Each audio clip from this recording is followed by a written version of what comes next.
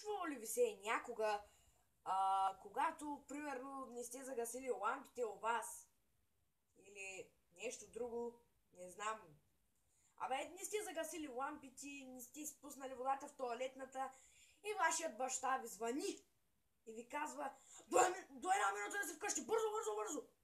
И на мен веднъж това ми се случи специално, няма да казвам нищо за това. Нали, случвало ми се просто. И ще ви кажа само един пример. Един най-любезен и най-хубав пример.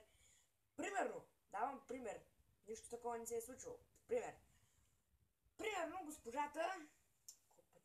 госпожата ви казва, че изважда, че се били някой и ви казва да напишете 200 пъти, няма да бия еди кой си. И баща ви като се върне, нали, не се е загасили лампата, като сте излязли. И имате чувство, когато ви се развика до една минута да скочите бързо, че е разбрал за това. Нали? А пък, всъщност, се прибирате и той казва нещо друго.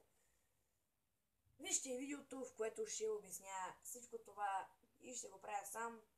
Наказан съм и не мога да каня приятели, нито нищо. Но започваме. Да. Кажи я, брат. Да излизаме ли? Окей. След една минута излизам.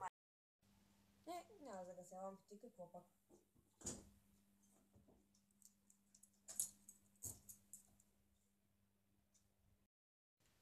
Брат, да знаеш вчера коса с...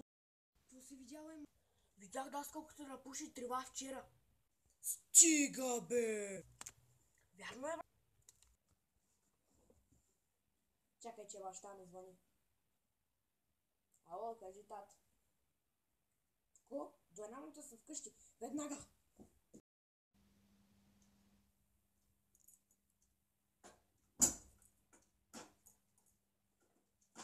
Стой, бе, веднага, лодка!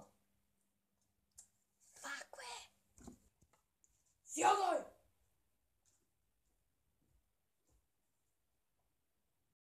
Колко пътя сме говорили с тебе, майка, че за всичките неща, които си е правил. Когато излизаш, цъкаш лампите. Когато излизаш от вкъщи, загасиш лампите. Аз само сметки за ток ли ще плащам, бе? Това ли беше, бе? Само още един път да съм те видял. Окей, хора, това беше видеото.